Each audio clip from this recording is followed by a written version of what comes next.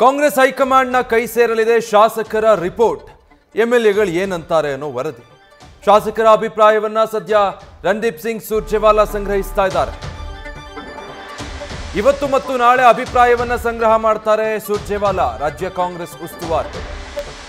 ಹಳೆ ಮೈಸೂರು ಭಾಗದ ಶಾಸಕರ ನೆಪದಲ್ಲಿ ಎಲ್ಲರ ಅಭಿಪ್ರಾಯ ಸಂಗ್ರಹಿಸೋದಕ್ಕೆ ಮುಂದಾಗಿದ್ದಾರೆ.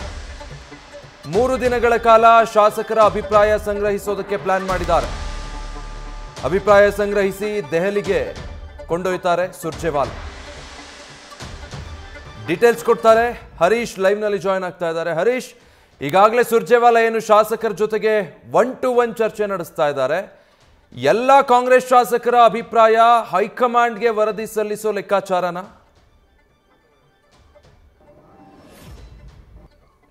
ವಿಜಯ್, ಬಹಳ ಮುಖ್ಯವಾಗಿರುವಂತದ್ದು ರಾಜ್ಯದ ಕಾಂಗ್ರೆಸ್ನಲ್ಲಿ ಕೂಡ ಚಟುವಟಿಕೆ ಈಗ ಬಿರುಸುಗೊಂಡಿದೆ. ಸೊ ಸೆಪ್ಟೆಂಬರ್ ಕ್ರಾಂತಿ ಹೇಳಿಕೆ ಬೆನ್ನಲ್ಲೇ ಇದೀಗ ಉಸ್ತುವಾರಿ ರಣದೀಪ್ ಸಿಂಗ್ ಸುರ್ಜೇವಾಲಾ ಅವರು ಶಾಸಕರ ಜೊತೆ 1-to-1 ಅಭಿಪ್ರಾಯವನ್ನು ಸಂಗ್ರಹಿಸ್ತಾ ಇರುವುದು ಕೂಡ ಸಾಕಷ್ಟು ಕುತೂಹಲ ಕೆಡೆ ಮಾಡಿಕೊಟ್ಟಿದೆ. ಸೊ ಮೊದಲ ಭಾಗವಾಗಿ ಈಗ ಹಳೆ ಮೈಸೂರಿನ ಅದರಲ್ಲೂ ಕೂಡ ಬೆಂಗಳೂರು ಮತ್ತೆ ಮೈಸೂರು ಸುತ್ತಮುತ್ತಲ ಭಾಗದ ಶಾಸಕರ ಜೊತೆ 1-to-1 ನಿನ್ನೆಯಿಂದ ಸಭೆಯನ್ನ ನಡೆಸ್ತಾ ಇದ್ದಾರೆ.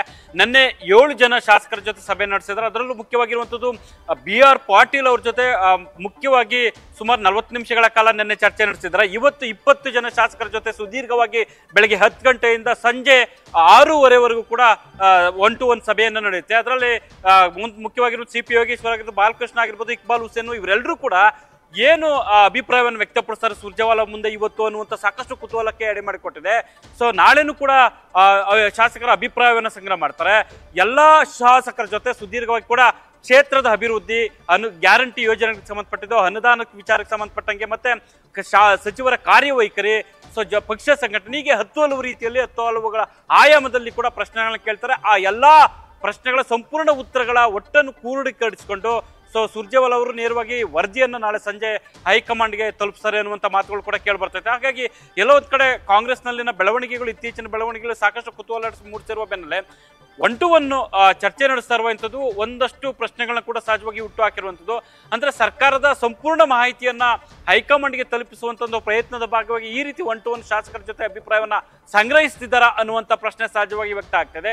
ಹಾಗಾಗಿ ಇವತ್ತು ಕೂಡ ಸುದೀರ್ಘವಾಗಿ ಚರ್ಚೆ ನಡೆಸ್ತಾರೆ. ಜೊತೆಗೆ ಇವತ್ತು ರಾಜು ಕಾಗೆ ಅವರು ಕೂಡ ನಿನ್ನೆ ಭೇಟಿ ಆಗ್ಬೇಕಾಯ್ತು, ಇವತ್ತು ಭೇಟಿ ಆಗ್ತೀವಿ ಅನ್ನುವಂಥ ಮನವಿಯನ್ನು ಮಾಡ್ಕೊಂಡಿದ್ರು. ಹಾಗಾಗಿ ಇವತ್ತು ಬೆಳಗ್ಗೆ ಸೊ ಉಸ್ತುವಾರಿಗಳು ಮುಂದೆ ಹಾಜರಾಗ್ತಾರೆ. ಮತ್ತೆ ಮುಖ್ಯವಾಗಿ ನೀರಾವರಿ ಇಲಾಖೆಗೆ ಸಂಬಂಧಪಟ್ಟಂಗೆ ಏನಾದರೂ ದೂರನ್ನು ಕೊಡ್ತಾರ ಕಾಗೆ ಅವರು ಅನ್ನುವಂಥ ಕುತೂಹಲ ಮೂಡಿಸಿದೆ. ಅದೆಲ್ಲದಕ್ಕಿಂತಲೂ DK ಶಿವಕುಮಾರ್ ಅವರ ಆಪ್ತ ಬಳಗದಲ್ಲಿ ಗುರುತಿಸಿಕೊಂಡಿರುವಂತಹ ಶಾಸಕರು ಏನು ಅಭಿಪ್ರಾಯವನ್ನು ವ್ಯಕ್ತಪಡಿಸ್ತಾರೆ ಅನ್ನುವಂಥದ್ದು ಸಾಕಷ್ಟು ಕುತೂಹಲ ಕೆಡೆ ಮಾಡಿಕೊಟ್ಟಿದೆ. ಆದ್ರೆ ಈ ಎಲ್ಲಾ ಅಭಿಪ್ರಾಯಗಳ ಸಂಗ್ರಹವನ್ನ ಹೈಕಮಾಂಡ್ಗೆ ರಿಪೋರ್ಟ್ ರೂಪದಲ್ಲಿ ಕೊಡ್ತಾರೆ ಅನ್ನುವಂಥದ್ದು ಕೂಡ ಈಗ ಗೊತ್ತಾಗ್ತಿದೆ.